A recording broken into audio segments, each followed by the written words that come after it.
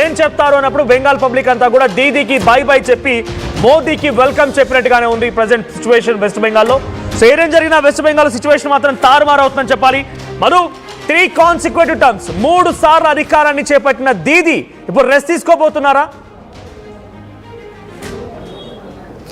Exactly, BJP నాయకులు statement కొద్దిసేపటి క్రితమే చేశారు. దీదీకి ఈసారి రెస్ట్ ఇవ్వబోతా ఉన్నారు అనేటువంటిది. మరొక మహిళా నాయకురాలు మాట్లాడుతూ ఆల్రెడీ పశ్చిమ బెంగాల్ ప్రజలు ఒక సునామీ నిర్ణయం తీసుకున్నారో సునామీ నిర్ణయం రిఫ్లెక్ట్ కాబోతుంది అనేటువంటిది. ఇక సువేందు అధికారి అయితే ఇంకా సంచలన ప్రకటన చేశారు. వీళ్ళను వద్దనుకున్నారు, అందుకే మా వైపు నిలబడతా ఉన్నారు. ఒక సంచలనమైనటువంటి తీర్పు రాబోతా ఉంది. బీజేపీ అధికారం రాకపోతుంది.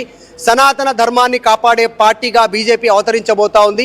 వచ్చిన తర్వాత పూర్తి స్థాయిలో దానిపైన దృష్టి పెడతామనేటువంటి ఒక సంచలన స్టేట్మెంట్ చేశారు. మందిర్లో దర్శనం చేసుకున్న తర్వాత బీజేపీ సంబంధించినటువంటి పార్టీ ఆఫీస్ వద్ద మిగతా కార్యాలయం వద్ద హడావిడి పెరుగుతా ఉంది. దానితో పాటు మనోజ్ ప్లీజ్ బియాండ్ హోల్డ్, ఒక ఇంట్రెస్టింగ్ విజువల్ ఉంది. ఇంట్రెస్టింగ్ ఆ విజువల్ చూపిస్తున్నాం మనం ఆర్టీవీ స్క్రీన్ పైన. మోదీ అండ్ అమిత్ షా డాన్స్ చేస్తున్నారు. రైట్, ఒక్కసారి వీడియో చూపిస్తాం మీకు.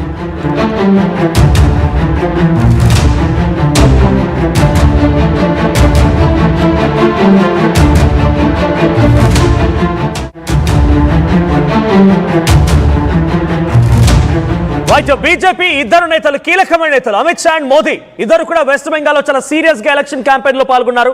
ఆల్మోస్ట్ ఆల్ వెస్ట్ బెంగాల్ ని అక్కడే తిష్ట వేసుకొని కూర్చొని ప్రచారం చేశారని చెప్పాలి. దీదీని ఎలాగైనా సరే రోజు కుర్చీ నుంచి పక్కకు తప్పించే విధంగా వాళ్ళ ప్రచారం జరిగింది. ఎస్, ఇంకొక విజువల్ మనం చూస్తున్నాం. దీదీ అంతా సర్దేసుకున్నారు, ఆ పెట్టెలో పెట్టేసుకున్నారు, ఖాతం పరార్. వెస్ట్ బెంగాల్లో తన అధికారిక పరిస్థితి నుంచి, ఆ హోదా నుంచి దీదీ బయటకు వచ్చేసారు. మనం విజువల్లో చూస్తున్నాం.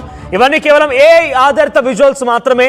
సో దీదీ ప్రభుత్వానికి ప్యాకప్ సర్దేశారికి అంతా కూడా గుడ్ బై చెప్పాల్సిన పరిస్థితి వచ్చింది. So coming back to Madhu, so Didi పూర్తిగా ఇక అన్ని సర్దేసుకునే పరిస్థితేనా? అంటే ఈ స్ట్రాటజీ ఎలా వర్కౌట్ చేసింది బీజేపీ? ఏ రకమైన స్ట్రాటజీతో ముందుకెళ్ళి ఉంటుంది? 3 సార్లు ప్రభుత్వాన్ని ఏర్పాటు చేసిన పార్టీ ఇక్కడ అంటే యాంటీ 3 సార్లు ఉంది కదా, ఒక అవకాశం ఇద్దామని రకంగా వెస్ట్ బెంగాలీస్ బీజేపీ వైపు చూసారా?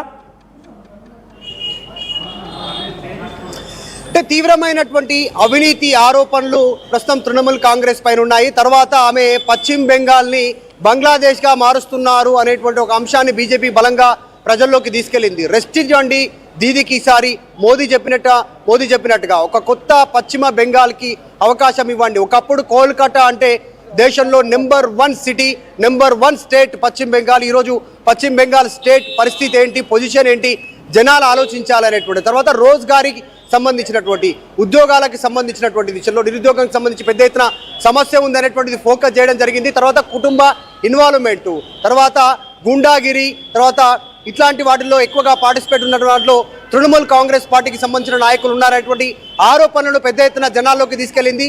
సో ఎవరు ఊహించినట్టుగానే రిజల్ట్స్ పశ్చిమ బెంగాల్లో ఉండబోతున్నాయా? ఇప్పటి వరకు అందినటువంటి ట్రెండ్స్ ప్రకారం కనపడతా ఉంది. ఎందుకంటే బీజేపీ లీడ్లో కొనసాగుతూ ఉంది. 148 స్థానాలు రావాల్సినటువంటి ప్లేస్లో మెజార్టీ మార్క్ దాటి లీడ్లో ముందుకు పోతా ఉన్నటువంటి పరిస్థితి ఉంది.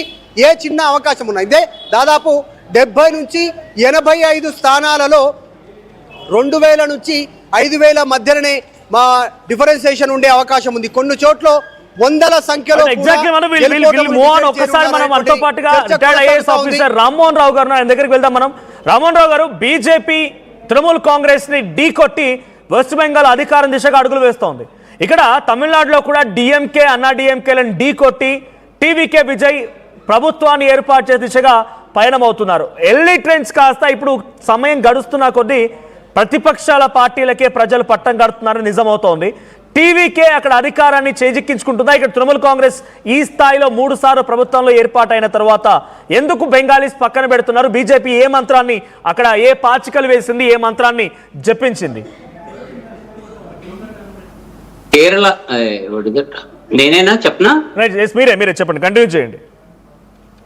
వెస్ట్ బెంగాల్లో 15 సంవత్సరాల నుంచి మమతా బెనర్జీ పాలనలో ప్రజలు అక్కడ ఒక చాలా భయం.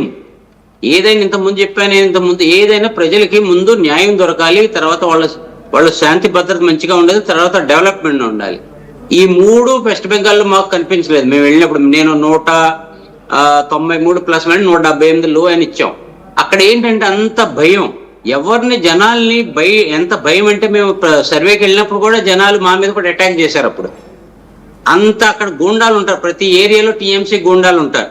జనాల్ని ఎంత భయపెట్టేశారంటే ఆ జనాలు ఒక చేంజ్ కోసం చూస్తున్నారు. అందుకని లాస్ట్ టైం ఇంతకుముందు 4 సీట్లు ఉన్న బీజేపీ 77 సీట్లు వెళ్ళింది. ఇప్పుడు 77 సీట్లు ఉన్న బీజేపీ ఇప్పుడు 160 మధ్యలో ఎక్కడో 150 మధ్యలో వస్తుంది. అక్కడ ఏంటంటే ఒక డెవలప్మెంట్ అవనివ్వలేదు, తర్వాత జనాల్ని ఒక గూండా రాజ్యం లాగా తయారు చేసి పెట్టారు.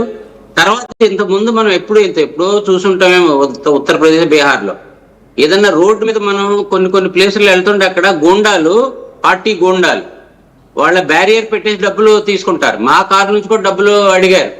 ఆ విధంగా ఏం చేస్తారంటే వాళ్ళు గుండాగర్ది, ఎక్కడ చూసినా భయం ప్రజల్లో.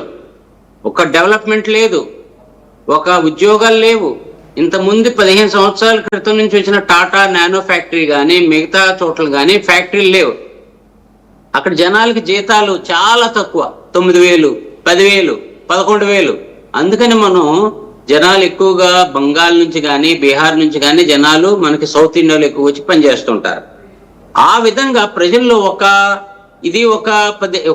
లాస్ట్ ఒక 6-7 ఇయర్స్ నుంచి ప్రజల్లో ఇది మొదలైంది.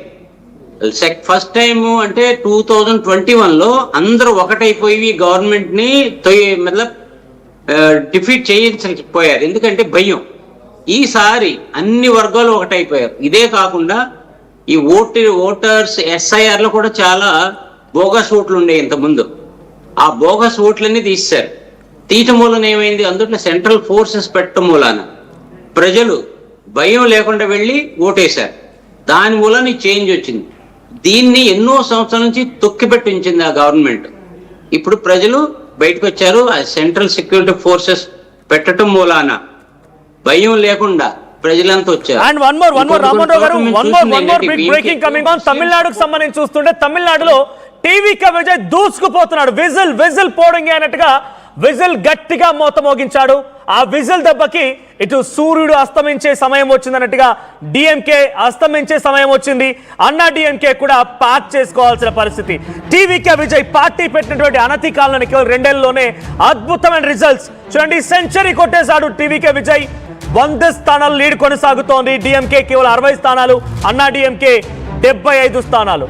సో టీవీకే విజయ్ 100 స్థానాలు లీడ్ కొనసాగుతోంది. టీవీకే విజయ్ తిరుగులేని శక్తిగా తమిళ రాజకీయాల్లో ఎదగడం మొదలైంది. సో తిరుగులేని శక్తిగా తమిళనాడు రాజకీయాల్లో టీవీకే విజయ్ అద్భుతమైన రిజల్ట్స్